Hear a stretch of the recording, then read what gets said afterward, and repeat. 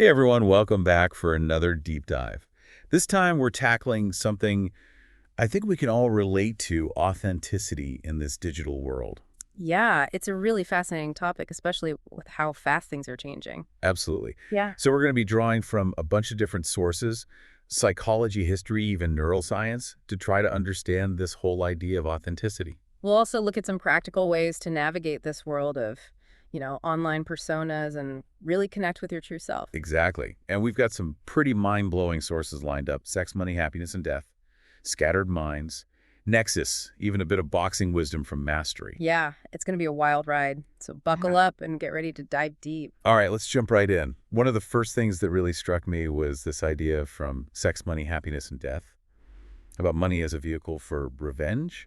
It's like Mhm. instead of seeking wealth for, personal fulfillment, it becomes about triggering envy in others. Yeah. It got me thinking about social media. Oh, absolutely. It's like we're constantly trying to present these perfect versions of ourselves online, almost like we're trying to one up each other. Yeah, it's all about the likes and followers. It's like this constant competition for attention. Mhm. And Sex, Money, Happiness, and Death actually talks about this in terms of low sex drive, metaphorically speaking, of course. Right. It's not about genuine passion or desire, but this insatiable hunger for external validation. And when you combine that with the concept of sibling society from Scattered Minds, it paints a pretty bleak picture. Definitely. Instead of genuine connection, we're surrounded by this constant competition for attention. It's like we're all siblings vying for our parents' approval. And it leaves us feeling empty despite all the outward appearances of success. Right. It's like we're achieving all the right things, but still feeling unfulfilled. So where does technology fit into all of this? I mean, it's supposed to connect us, right? Well, that's where Nexus offers some really interesting historical perspective. It Hmm. highlights how technology, even going back to the invention of writing, has always been a double-edged sword. Okay, I'm intrigued. Tell me more. Well, just as writing enabled the rise of empires, it also led to bureaucratic control and information overload. Wow, I never thought about it that way. It's like the very thing that was supposed to connect us ended up creating more distance. Exactly. And Nexus even has this crazy example about how early writing was mainly used for mundane accounting tasks. Really? It's like this groundbreaking technology was being used for something so ordinary. It just goes to show you that technology doesn't inherently liberate or enslave us. It's all about how we choose to use it.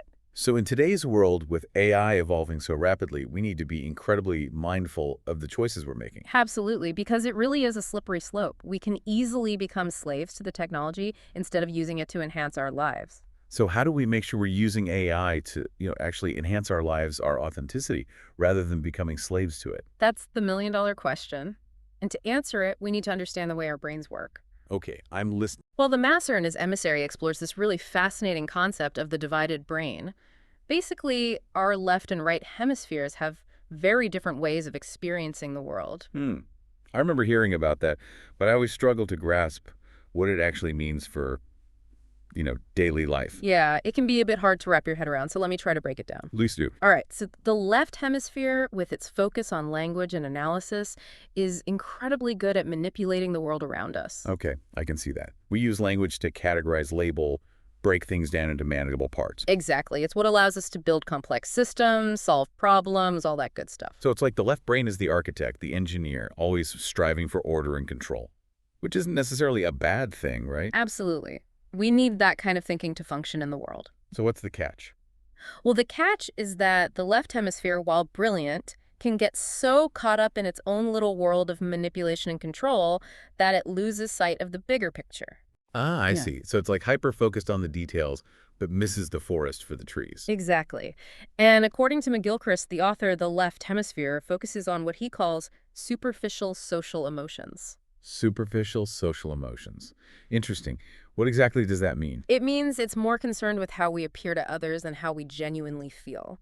It prioritizes things like status and approval over things like joy, sadness, fear, those deeper, more primary emotions. So it's like the left brain is more concerned with fitting in and playing the game than with actually experiencing life. Yeah, you could say that. And that's why it gets so closely tied to this idea of inauthenticity. Because it's all about putting on a show for others instead of being true to ourselves. Exactly. So where does the right hemisphere fit into all of this? Ah, the right hemisphere. This is where things get really interesting. The right hemisphere is all about holistic understanding, intuition, empathy.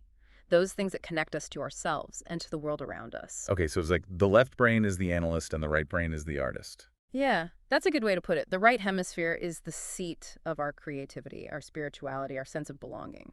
So if we want to tap into our authentic selves, we need to shift from this left brain dominance to a more balanced way of being. Exactly.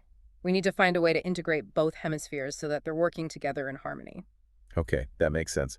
But how do we actually do that, especially when we're bombarded with all these external pressures to conform and perform? That's the challenge, isn't it? We need to find ways to challenge those deeply ingrained patterns of thinking and feeling, the ones that keep us stuck in that cycle of seeking external validation. Yeah, I can definitely relate to that. So how do we break free from that cycle? Well, that's where our next source, Unlocking the Emotional Brain, comes in. Okay, I'm all ears.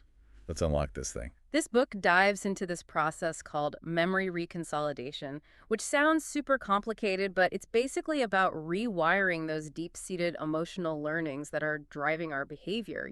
So it's like we're literally updating the software of our brains to be more in line with our authentic self. Yeah, exactly. It's like we're finally getting rid of all those bugs and glitches that have been holding us back.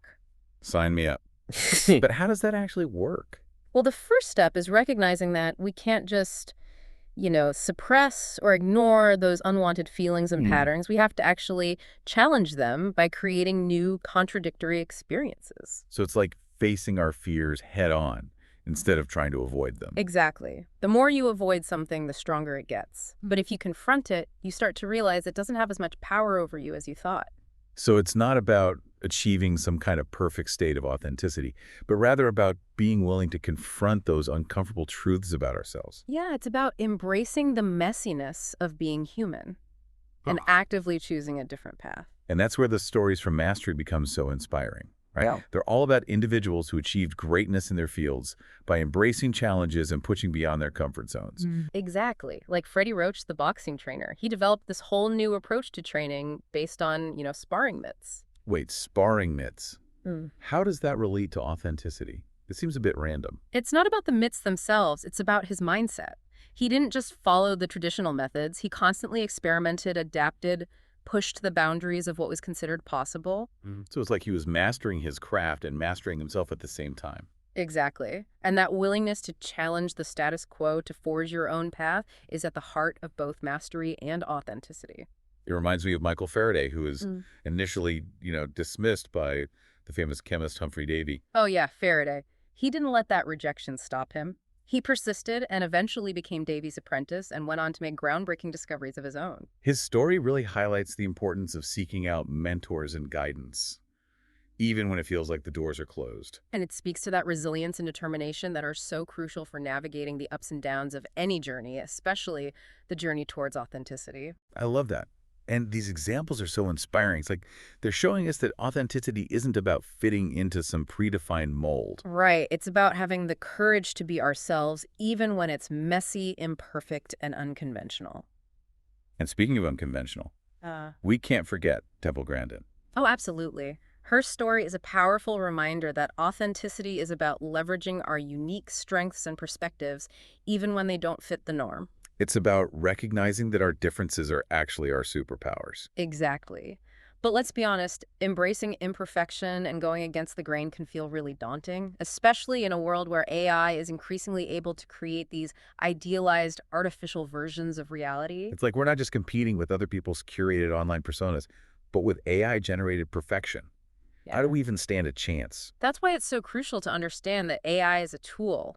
It can be used for good or for ill, and it's up to us to decide how we want to use it. So we need to be really intentional about how we're developing and using this technology. Absolutely. Nexus actually uses this really chilling historical example to illustrate this point. Oh, really? Lay it on me. It talks about the Malleus Maleficarum, this book on witchcraft published in the 15th century. Okay, witchcraft.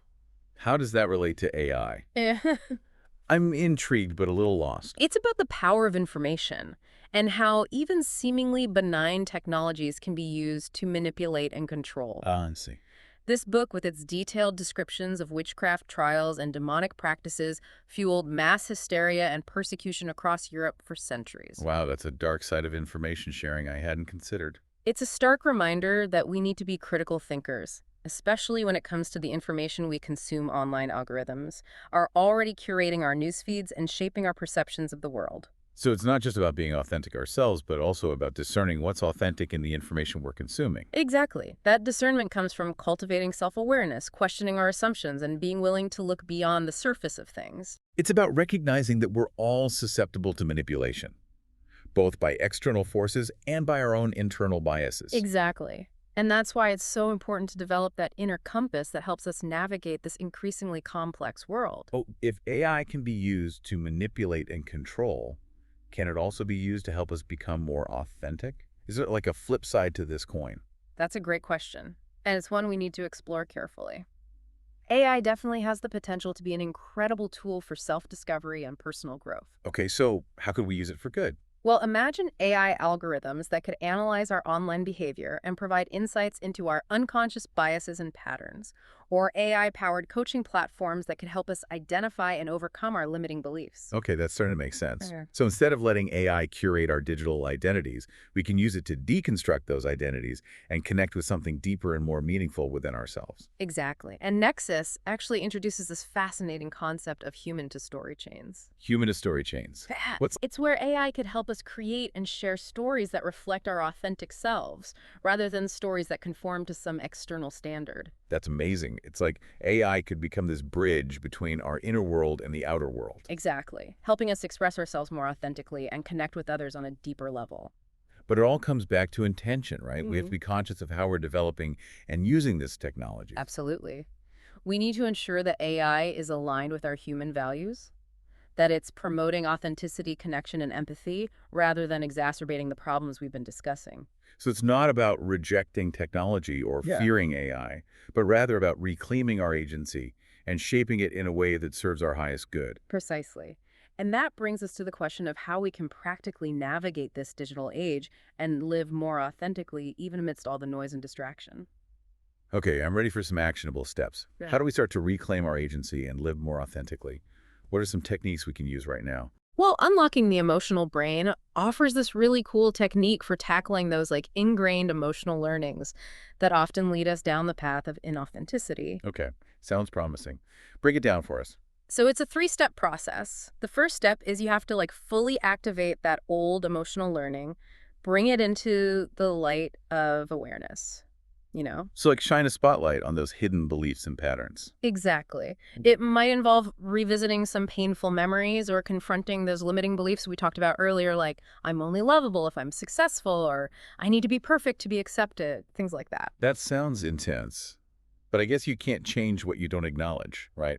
So what's the next step? Right. Once you've brought that old learning to the surface, the next step is to introduce new contradictory information. So like give our brains some new data to work with. Exactly. It could involve engaging in activities that challenge your beliefs or seeking out experiences that go against your expectations. For example, if you're terrified of public speaking because you think you'll be judged, try taking a small improv class. Oh, I like that. It's like purposely creating those aha moments that shake up our old ways of thinking and feeling. Exactly. And here's where it gets really interesting. As you repeat this process, those old neural pathways start to weaken, and new, more authentic ones begin to form. It's like we're literally rewiring our brains. Exactly. It's like upgrading the software. Love that analogy. Yeah. But let's be real, most of us are pretty attached to our old software, Yeah. even if it's causing us problems. Yeah. How do we break free from that resistance to change? That's where the concept of sorge, or care, from the master and his emissary comes into play.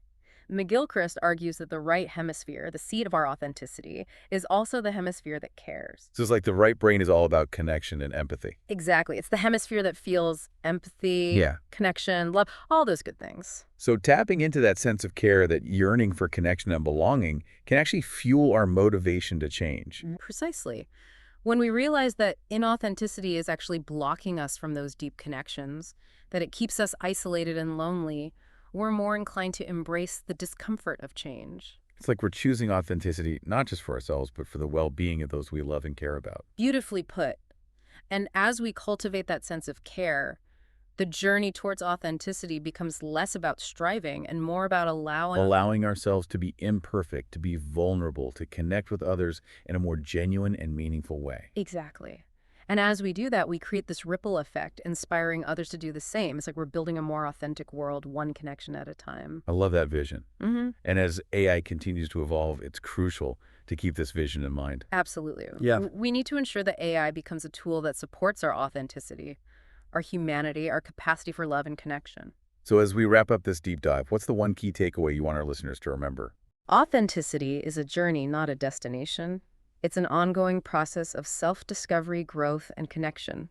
And in this age of AI, it's more important than ever to develop the skills and practices that nurture our authentic selves. It's about being mindful of the content we consume, challenging our limiting beliefs, embracing our imperfections, surrounding ourselves with people who champion our growth. And perhaps most importantly, it's about remembering that we have the power to shape technology, to reflect our values, our aspirations, and our deepest desires for connection and belonging. So as AI advances, let's make sure it evolves in a way that uplifts our humanity, not diminishes it. Let's use this incredible technology to create a world where authenticity blossoms, where connection flourishes, where each of us can fully embrace and express our unique gifts and talents. That's a future worth striving for. Absolutely. And thank you so much for joining us on this deep dive into authenticity in the age of AI. We hope you found it insightful, inspiring, and maybe even a little bit challenging. It's been a pleasure. Until next time, keep diving deep.